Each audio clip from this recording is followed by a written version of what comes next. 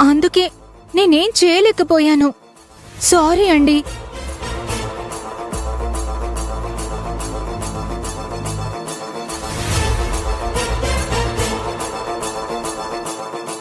నేను తీసుకునొస్తే పోలీసులొచ్చారు. ఆఖరికి నాకే వార్నింగ్ ఇచ్చి వెళ్ళిపోయారు.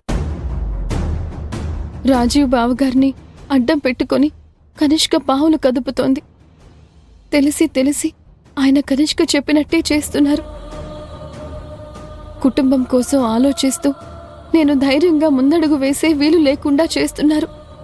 స్టాఫ్ కూడా కనిష్క బెదిరింపులకు భయపడిపోయి అబద్ధం చెప్తున్నారు. నేనేం చేయలేని పరిస్థితికి తీసుకొచ్చారు.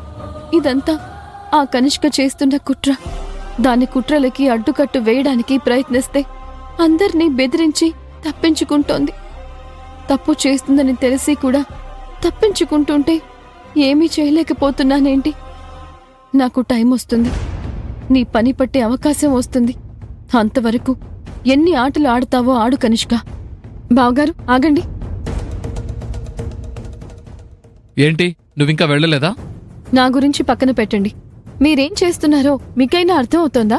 అర్థం పర్థం లేని పనులు చేయడానికి నేనేం మీలా తెలివి తక్కువని కాదు. మీరెంత తెలివిగా ప్రవర్తిస్తున్నారో చూస్తూనే ఉన్నాను. మావయ్య గారికి ఉన్న పేరు ప్రతిష్టలేంటి? ఆయన కొడుకుగా మీరు చేస్తున్న పనులేంటి? నీతులు చెప్పడంలో మీ ఆయన నువ్వు ఆరితేరినట్టున్నారు. నీతిగా మీరుంటే నీతులు చెప్పే పని ఎవరికుంటుంది? అసలు ఏం చేస్తున్నారో కొంచెమైనా అర్థమై ఉంటే మన కుటుంబాన్ని రోడ్డున పడేసిన దాంతో రాజకీయాలు చేయరు. మనల్ని ముప్పతిప్పలు పెట్టే దాంతో మురిసిపోతూ మాట్లాడరు. కలహాలు కలిగించే దాంతో కలిసికట్టుగా కదలరు. మనల్ని నాశనం చేయాలని చూసే దాంతో నవ్వుకుంటూ తిరగరు. పగ తీర్చుకోవాల్సిన దాంతో పదవులు పంచుకుంటున్నారా? మీరు కనిష్కని అపార్థం చేసుకుంటున్నారు. నేను అర్థం చేసుకున్నాను. ఇందులో మీ తప్పిదాలి తప్ప నా తప్పేం లేదభి. అర్థం చేసుకుంటున్నారా? మీ తమ్ముడి కాళ్లు విరగొట్టించినందుకు అర్థం చేసుకున్నారా? నన్ను చంపాలని చూసి అడ్డొచ్చిన ఆయన ప్రాణాలు తీయడానికి కూడా వెనకాళ్లేదని అర్థం చేసుకున్నారా? ఏం అర్థం చేసుకున్నారు? మన కుటుంబాన్ని నాశనం చేయడానికి చూసిన దాన్ని కాపాడడానికి చూస్తున్నారు. మీ కుటుంబ సభ్యుల ప్రాణాలు తీయాలి అనుకున్న దాంతో ప్రయాణం చేస్తున్నారు. మీకు ఎలా చెప్తే అర్థం అవుతుందో నాకు అర్థం కావడం లేదు.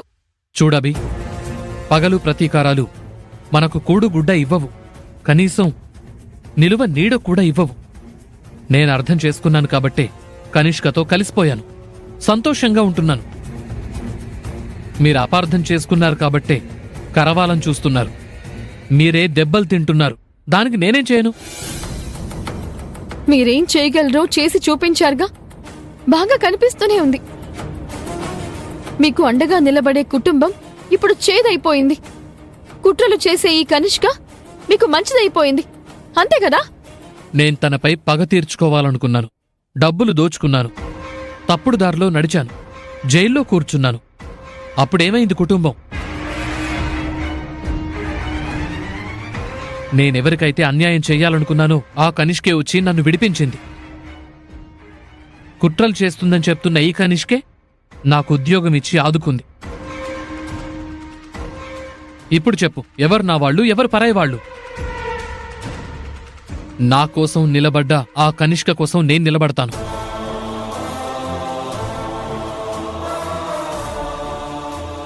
నాకు సపోర్ట్ చేసిన కనిష్కనే నేను సపోర్ట్ చేస్తాను.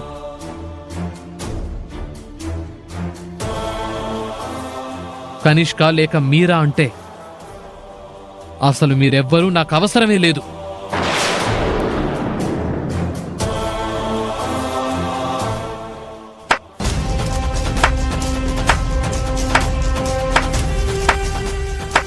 Well said Rajeev, well said. అందుకే నువ్వు జీనియస్, నువ్వు సూపర్. నువ్వు రియాలిటీలో ఉన్నావు కాబట్టి ఇలా మాట్లాడుతున్నావు. కొందరు అందుకే అలా ఉండిపోయారు. అయినా నా కోసం ఒక్కరోజు సీఈఓగా ఉన్నా సరే, సాధారణ ఎంప్లాయీ బావా గీవా అని పిలుస్తూ నిలదీస్తూ రెచ్చిపోతూ ఉంటే మీరెలా ఊరుకుంటున్నారు సీఈఓ గారు?